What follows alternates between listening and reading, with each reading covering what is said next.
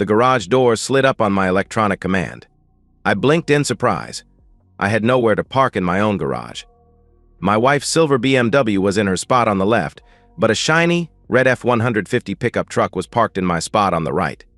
Well, I had wondered before if my wife Bev was faithful. Guess I have my answer now. I recognized the truck as belonging to Ted. He and his wife Charlie moved into a new house about a mile away a year and a half or so ago. Ted is a junior partner at Bev's parents' law firm and has been with them for about 8 years. Last week he was showing off his new truck to several of us at a party at Bev's parents' house. It is deer season, and almost every male in town packs up and goes off to deer camp for the whole 2-week season. It's been a tradition in this part of the South for as long as anybody can remember. Some wives and daughters go too, but it is mostly a guy event, a buddy's father's son's sort of thing. My wife is a girly girl and has not the slightest interest in roughing it in the woods overnight, much less for 2 weeks. I belong to a hunting club east of town with buddies from work, and Ted belongs to a club west of town with a pack of lawyers, a conniving, blood-sucking crowd I am happy to avoid. The season starts tomorrow morning, and I left for hunting camp at noon today to get ready. Bev expects me to be gone for the whole 2 weeks like every other male in town. Charlie, no doubt, expects Ted to be at his camp for 2 weeks too.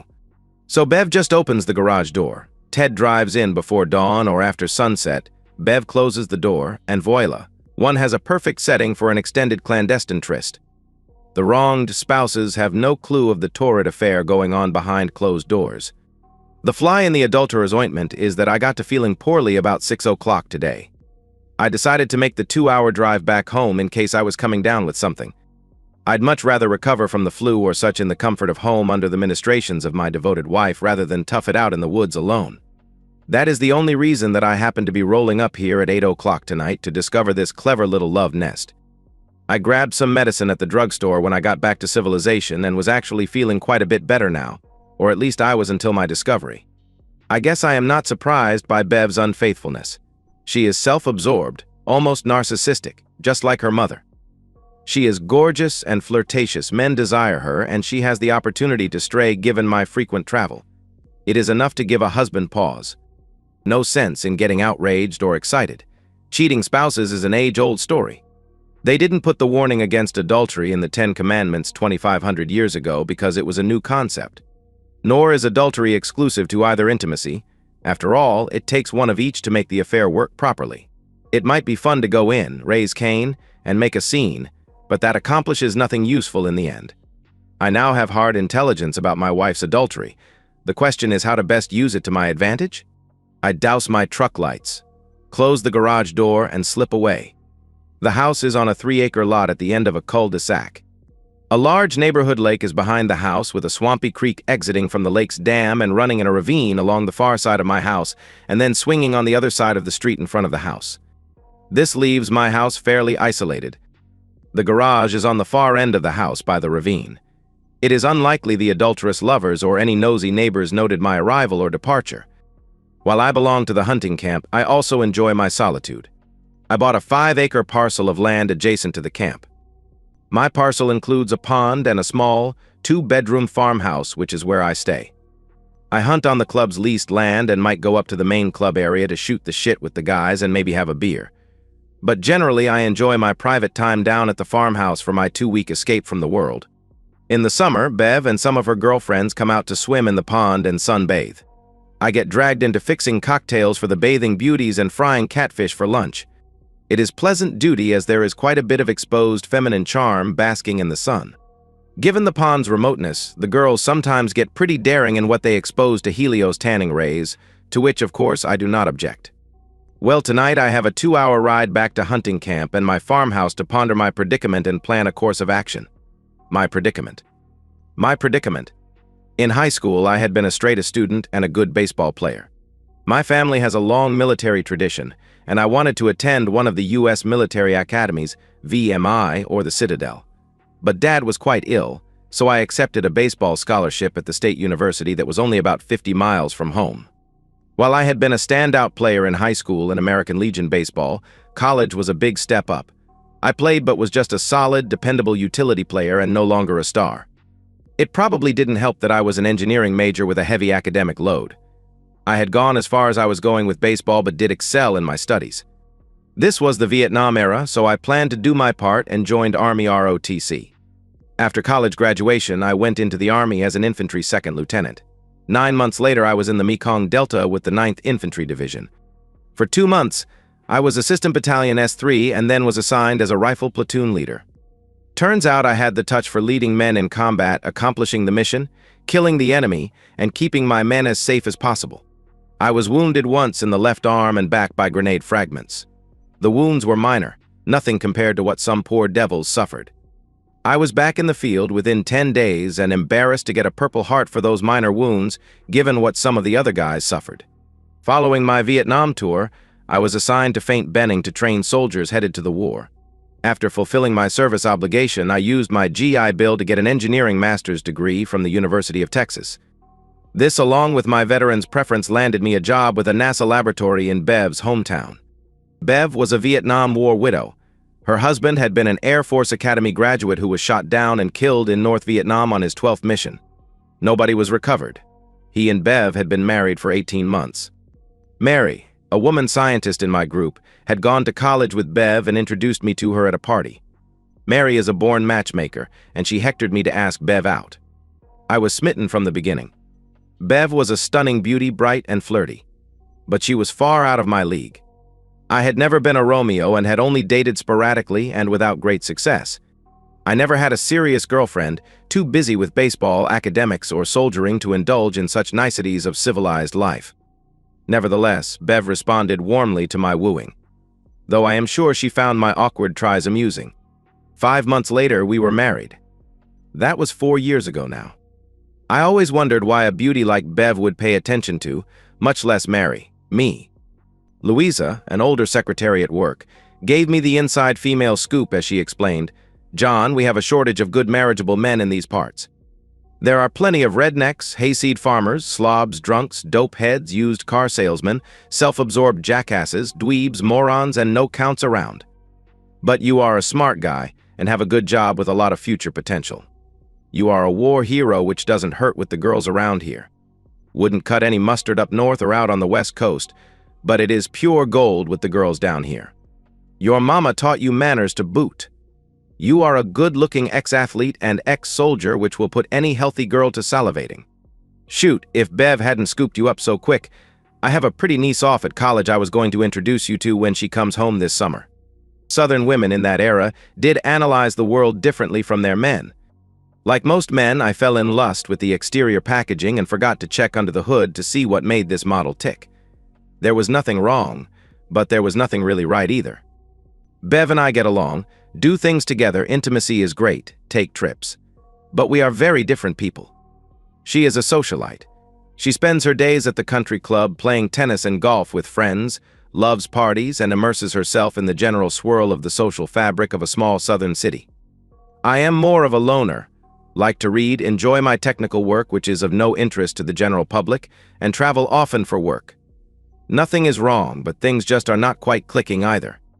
Bev is the spoiled, only daughter of the best lawyers in town, a woman who values the comforts and privileges money can buy, and a lady with fierce pride. Any divorce from her would be contentious and very expensive. But if I can clearly prove adultery, I can dictate the terms of the divorce and have a quiet, quick settlement. I'll just write this marriage off to experience. The preparation. First thing the next morning I returned to town. The bank was open Saturday morning, so I transferred all of our money to new accounts. I canceled credit cards that were in Bev's name and transferred all mutual funds to new accounts. That took care of what I could do on the financial end of the approaching storm. I figured Bev would be busy with her lover and not out and about to discover what I had done. Next, I stopped by to see a lawyer I met playing softball in a church league. He was a Vietnam vet too and glad to help out. He gave me a quick briefing over a couple of cups of coffee at his house. Without making the adultery stick, I would pay dearly for my freedom in this state. He also warned me that Bev's parents would be tough opponents in a divorce fight. He explained her parents were both tough, fierce, legal geniuses. I made an appointment for 8:00 Monday at my friend's office to get the official battle underway. My next stop was the library where I did some reading on state divorce laws and proof of adultery requirements. When they broke the kiss to get some air, Bev gasped, "Let's go in the den and finish our kagak." They left headed out of sight toward the den. About 20 minutes later, my wife and Ted, both naked now, hurried down the hall, which I could see, to our master bedroom. Soon there was a cacophony of laughter and happy squeals emanating from our bedroom. The adulterous lovers were hard at work enjoying each other. It was now an hour and time to move. I went into the garage and made my first phone call. The phone rang twice, and then Charlie came on the line. "Hello." I played Jan's first recording on the phone. "Hello, Charlie. This is a friend. Ted is having an affair with Bev. You will find them both at her house now." "What?" was Charlie's spluttered reply. I hung up and called the fire department dispatch office. The phone was answered on the first ring, and I played Jan's second recording. "Come quickly. The house at 8 Magnolia Drive is on fire. Smoke is pouring out of it, and there are people inside." I hung up as soon as the recording finished. I had to move quickly. I probably had no more than about 5 or 6 minutes before the fire department and Charlie showed up at the front door. I switched on a tactical red light flashlight I had bought at Bo's Army Navy store. I grabbed the metal trash can from the garage and placed it in the kitchen. Then I hustled to the front door and flipped on the entrance porch and garage exterior lights and ran back to the den. In a moment of inspiration, I grabbed my wife and Ted's scattered clothes and dumped them in the utility room. I pulled a gas mask, also from Bo's, out of my knapsack and donned it. Damn, that military training doesn't leave you. The mask went on and was cleared well within the military standard of 9 seconds. Next, I popped 2 smoke grenades and a canister of CS tear gas and dropped them in the metal trash can. The tear gas was from Bo's unofficial and illegal stash of military toys. With my tasks done, I retreated to the utility room to wait. Out of petty spite, I pulled Ted's driver's license and credit cards from his wallet and pocketed them. I would destroy them later just to cause Ted the pain of being without and having to replace them. He was screwing my wife right down the hall there, so a little pettiness on my part seemed justified.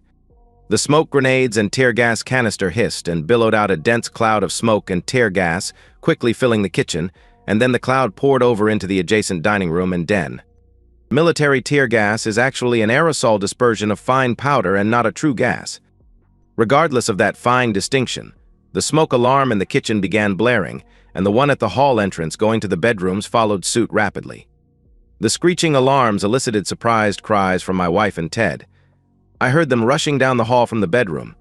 My wife cried out, "Something is on fire in the kitchen." They made it as far as the kitchen door before the tear gas hit them.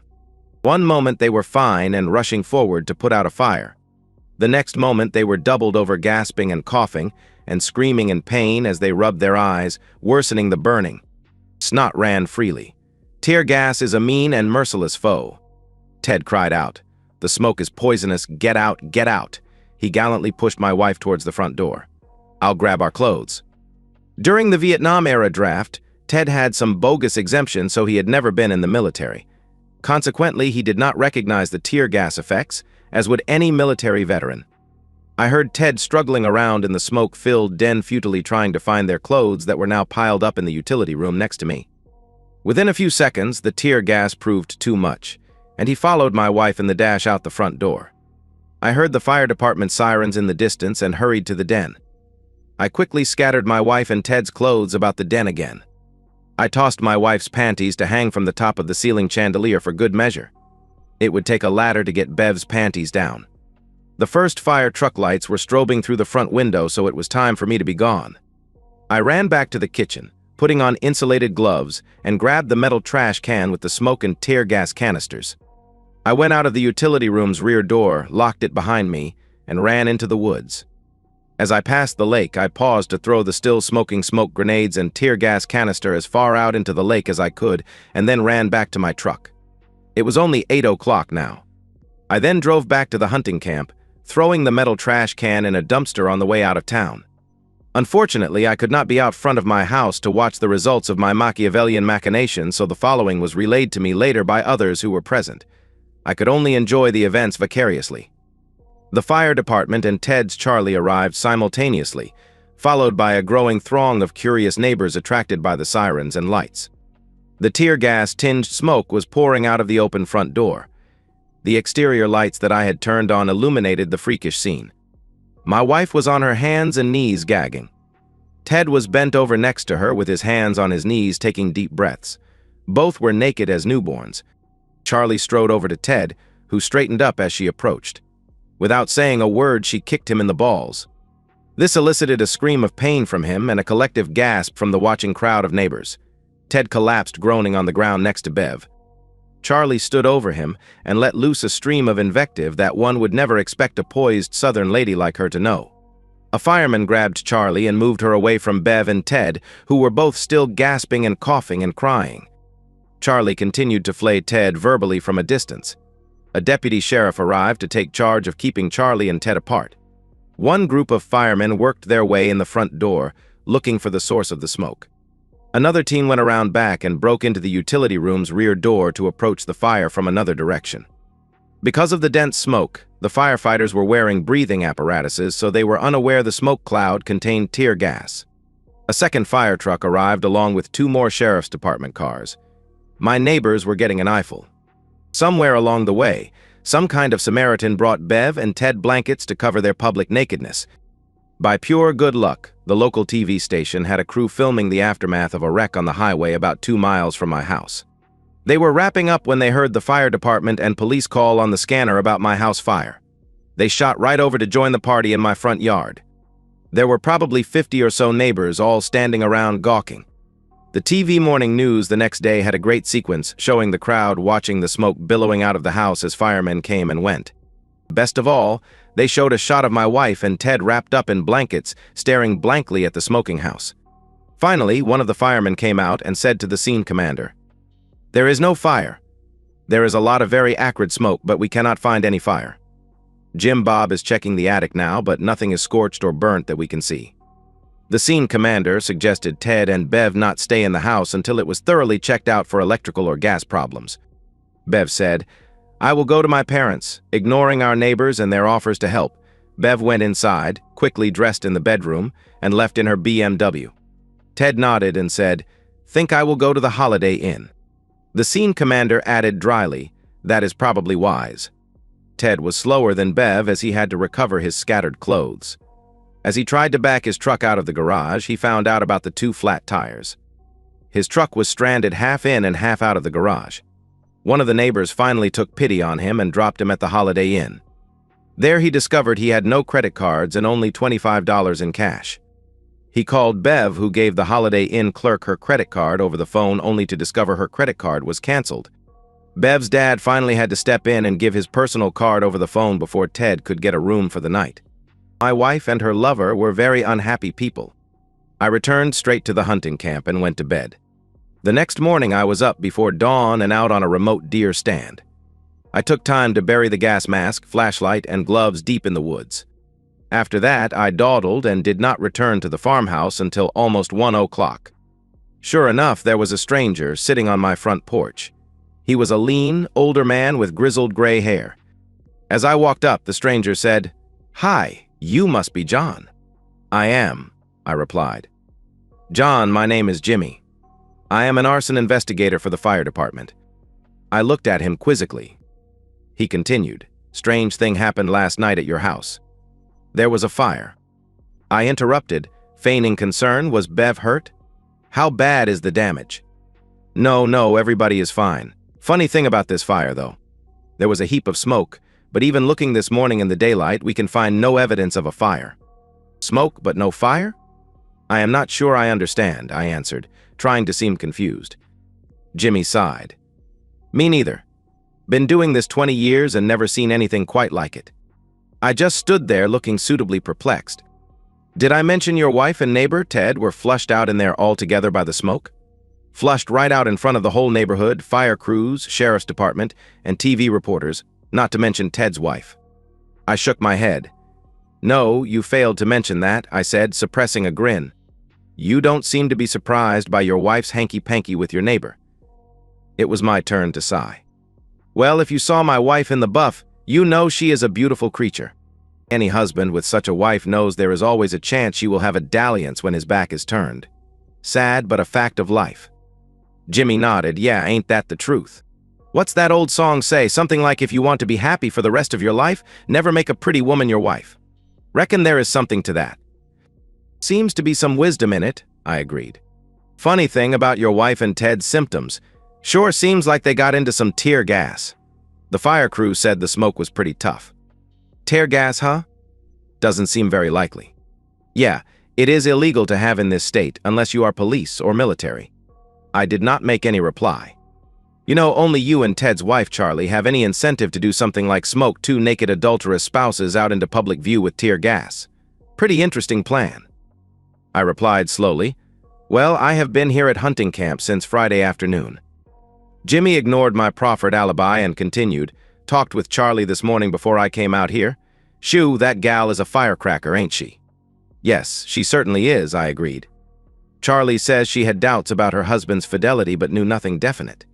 Says she got a call from a woman saying her husband was at your house with your wife. Youngish-sounding woman, maybe in her 20s or so, southern accent, and good diction, so probably well-educated. But Charlie did not recognize the voice. This call was just before the so-called fire. It allowed Charlie and the rest of your neighborhood to arrive just as your naked wife ran out of the house. Jimmy waited to see if I had a comment. I did not, so he continued. Now, if Ted, or your wife for that matter, had been shot, stabbed, or poisoned, Charlie would be high on everyone's list of suspects as the perpetrator. Jimmy pursed his lips thoughtfully, but this operation, it was smooth, carefully planned to each tiny detail, and executed precisely.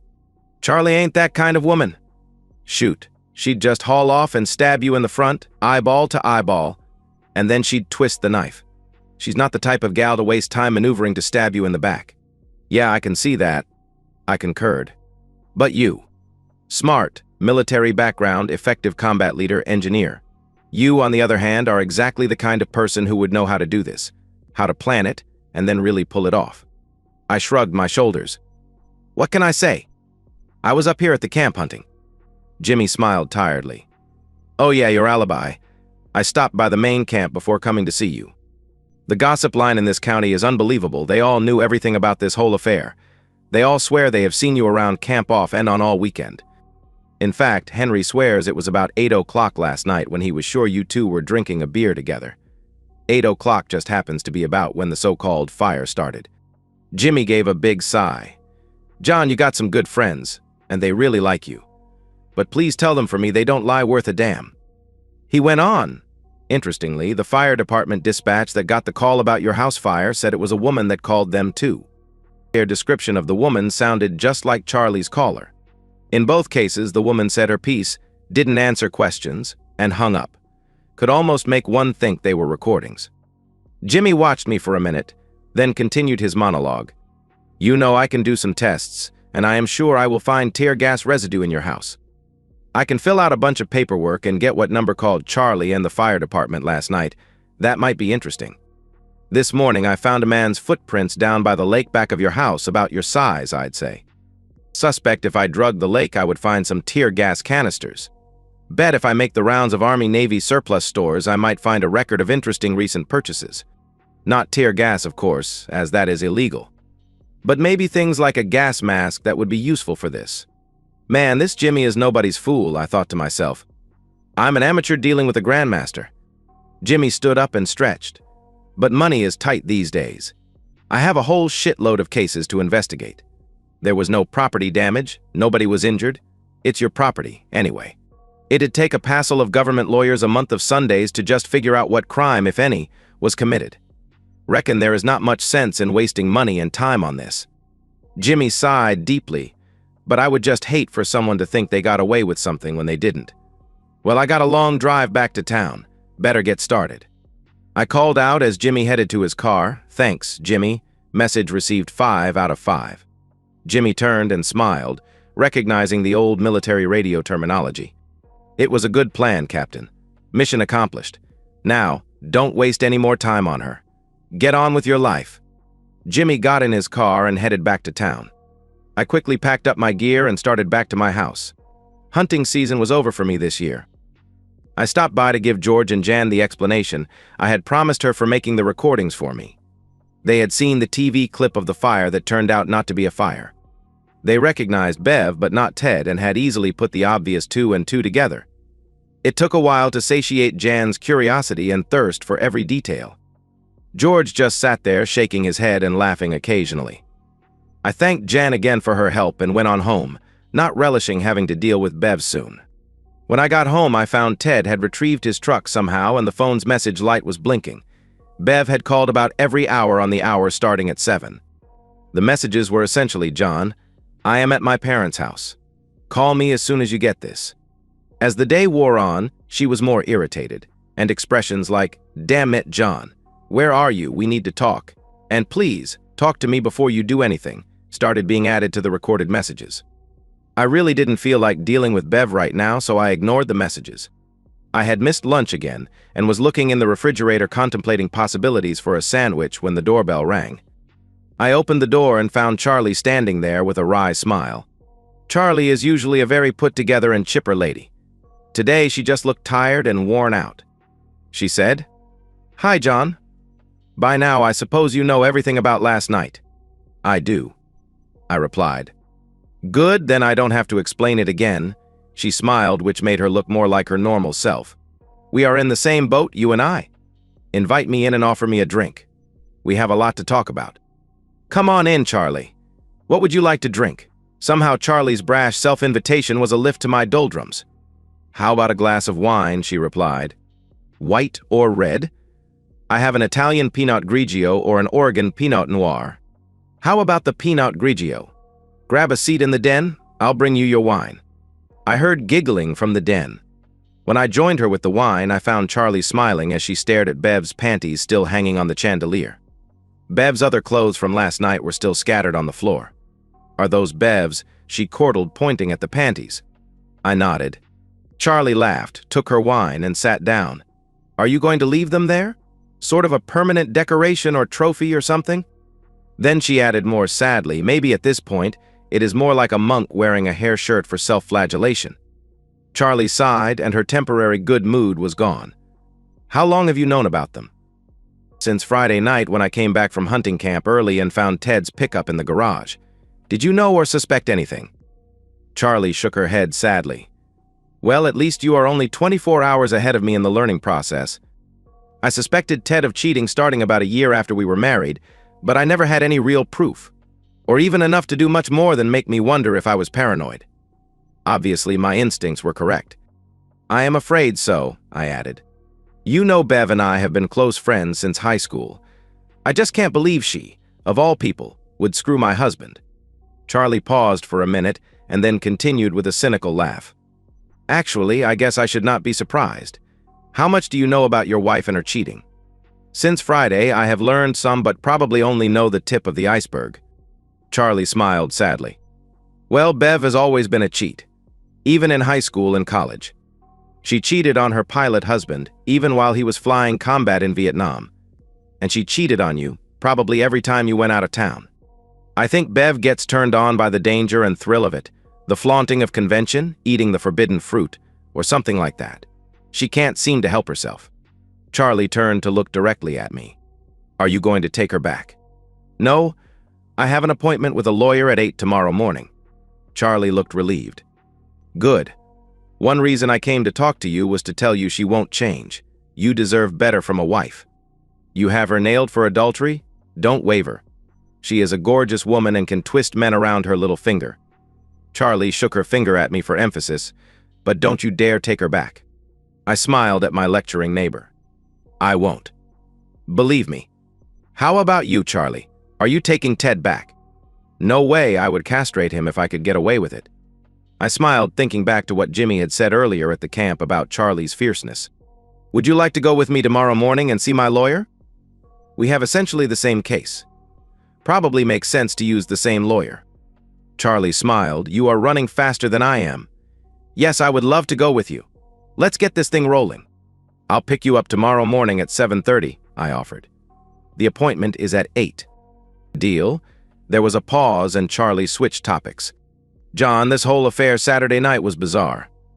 The arson investigator talked with me. I think his name was Jimmy or something like that. Saturday night was no accident, was it? Were you behind it all?" I thought for a minute. There was no longer any legal threat from Jimmy. Charlie was now an ally in the pending divorce wars. Why not? So I laid out the events in detail, which elicited hoots of laughter in places. It felt good to share the tale with someone. There is no fun in pulling off a tough operation and not being able to brag about it afterward. To brag to an admiring, pretty woman just makes it that much better.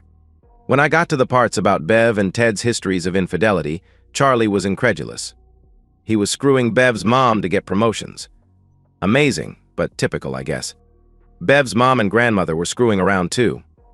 I know both of them. Well, at least I thought I did. Bev's mom gave Bev advice on how to commit adultery. I just can't believe it. When I told Charlie about Ted screwing Bev on their wedding day, Charlie erupted.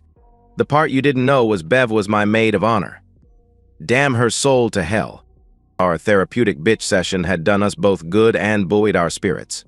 It was a cathartic experience, and we forged a new friendship as we shared our woes. We also had consumed the whole bottle of wine, which probably didn't hurt either. The phone rang. "Bev?" "No doubt," I said with a grimace. Charlie replied, "She won't stop. Might as well deal with her now as later." I picked up the phone and put it on speaker so my new divorce ally could hear. I said neutrally, "Hello. John, I have been desperate to find you. I will be right over. We need to talk, sweetie." "Bev, there is nothing to talk about. Don't come over." "Look, John, I can explain. I have a lot to answer for, honey." "Bev, you are a cheat. Why continue the farce? We are done." Charlie gave me a thumbs up. "Look, John. Please, I know you are mad." Bev cooed in a placating voice, "And you have every right to be mad. I will make it up to you. Let me come over and explain. We'll go to counseling. We can make this work." "No, I am seeing a lawyer tomorrow.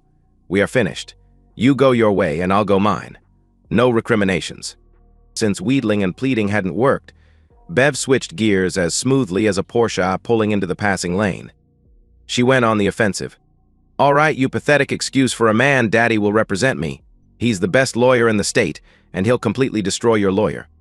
I calmly replied, "Your father is a very good lawyer. However, does he know about your mom's long history of adultery? Your mom and Ted, for instance." There was dead silence on the phone for maybe 30 seconds. "You bugged our home," she screeched. "No, I did not bug the house. There is no other way, you—" It dawned on her now. "You sneaky eavesdropper, you were in the house listening to us. You set this whole thing up. You pathetic man. How dare you?" She gasped with realization. "You threw my panties on the chandelier. I know I left them on the end table. I had to walk naked wrapped in a blanket in front of those snickering firemen with my panties dangling over their heads. Damn your sorry soul. You humiliated me in front of the whole town." I replied calmly, "No, Bev, you humiliated yourself in front of the whole town. You and Ted even made the morning TV news, I hear." The fight went out of her. I held the winning hand and was not blinking. She said, "Have your lawyer contact Daddy. At least we can be civilized about this." Then she hung up. Then Charlie said wistfully, "Wow, I hope Ted is as reasonable. I am sure he won't be. Of course, I will be taking him to the cleaners. Well, I need to get home. My mom is coming over to see how I am doing." "How are you doing?" I asked. "Better, much better. Thanks for talking with me." I walked Charlie to the door and opened it for her. She turned, stood up on her toes, and kissed me. Slowly at first, and more intimately as I returned her kiss. She broke the kiss finally and said, "Whew, I have wanted to do that since I first met you. Want to come over for supper tomorrow night?" "Certainly," I replied. "How many times do you guess they screwed each other?" Charlie asked. "I don't really know, a lot from the way they were talking." "Well then, I guess we better get started tomorrow night evening the score. Come prepared to work for your supper." With that, Charlie walked to her car with that sassy sachet that only women can do. And that's the end of today's story. If you enjoyed it, please give this video a thumbs up and drop a comment below. Your support helps the algorithm push my content further. If you're new to the channel, don't forget to hit that subscribe button. It really helps me keep creating more stories for you. Thanks for watching, and I'll see you in the next one.